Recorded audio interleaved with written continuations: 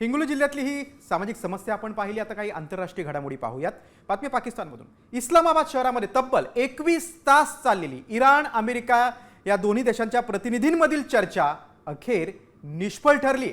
या चर्चेसाठी मध्यस्थी करण्याच्या नादात पाकिस्तान तोंडघशी पडलाय। आणि या पूर्ण चर्चेमध्ये पाकिस्तान कशा पद्धतीने तोंडघशी पडलेला आहे, कसं अपयश पाकिस्तानला आलेलं आहे, पाहूयात या स्पेशल रिपोर्टमधनं। चर्चा फिसकटली, संघर्ष अटळ।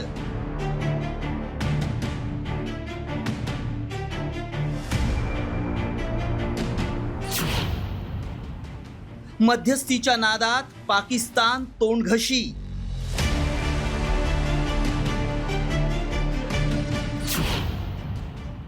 मध्य पूर्वेत पुन्हा युद्ध पेटणार।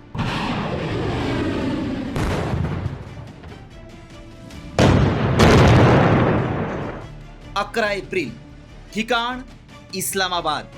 तात्पुरत्या युद्धबंदीला कायमस्वरूपी थांबवण्यासाठी इराण अमेरिका यांच्यात खलबत सुरू झाली। यासाठी दोन्ही देशांचं शिष्टमंडळ आमने सामने बसलं। संपूर्ण जगाचं लक्ष लागून राहिलेल्या इस्लामाबादमधील शांतता बैठकीदरम्यान इराण अमेरिका यांच्यात महत्त्वाच्या मुद्द्यांवर चर्चा झाली। मात्र वाटाघाटीसाठी सुरू असलेली ही बैठक अखेर निष्फळ ठरली आहे। इराण अमेरिका यांच्यातली चर्चा 2 मुद्द्यांवर रखडली आहे। वाटाघाटींच्या बैठकीत होर्मुझ जलमार्ग या प्रमुख मुद्द्यावर चर्चा झाली।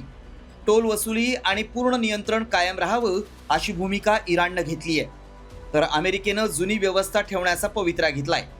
दुसरीकडे युरेनियम समृद्ध देश होण्याचा अधिकार आम्हाला आहे अशी भूमिका इराणनं घेतली आहे, तर इराणनं आपले आण्विक कार्यक्रम तत्काळ बंद करावेत असा पवित्रा अमेरिकेनं घेतलाय। पाकिस्तान मध्यस्थी करण्याच्या नादात स्वतःच तोंडघशी पडलाय।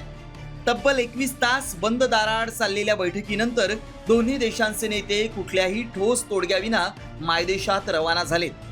मात्र कंगाल पाकिस्ताननं आपलं अपयश लपवण्यासाठी जगाला पुन्हा एकदा आशेवर ठेवलंय। We hope that the two sides continue with the positive spirit to achieve durable peace and prosperity for the entire region and beyond. It is imperative that the parties continue to uphold their commitment to ceasefire. Pakistan has been and will continue to play its role to facilitate engagement and dialogue between the Islamic Republic of Iran and the United States of America in the days to come. I thank you all. मात्र या 21 तासांच्या चर्चेतून कोणताही ठोस तोडगा न निघाल्यानं अध्यक्ष Trump यांनी जाहीर केलेल्या 2 आठवड्यांचा युद्धविराम किती काळ टिकणार याची भीती जगाला सतावू लागली आहे। इतकंच नाही तर मध्यस्थी करणाऱ्या पाकिस्तानची तेलवाहू जहाजं अडवून इराणनं चांगलीच कोंडी केली आहे। युद्धामुळे इंधन कोंडी झाल्यामुळं संपूर्ण जगाला झळ बसली आहे। आता चर्चा फिसकटल्यानं आखात पुन्हा युद्धात होरपळून पाकिस्तान मध्यस्थीच्या नादात तोंडघशी पडणार का, की अमेरिका नमतेपणाची भूमिका घेणार, याकडे जगाचं लक्ष लागलंय। ब्युरो रिपोर्ट, साम टीव्ही न्यूज।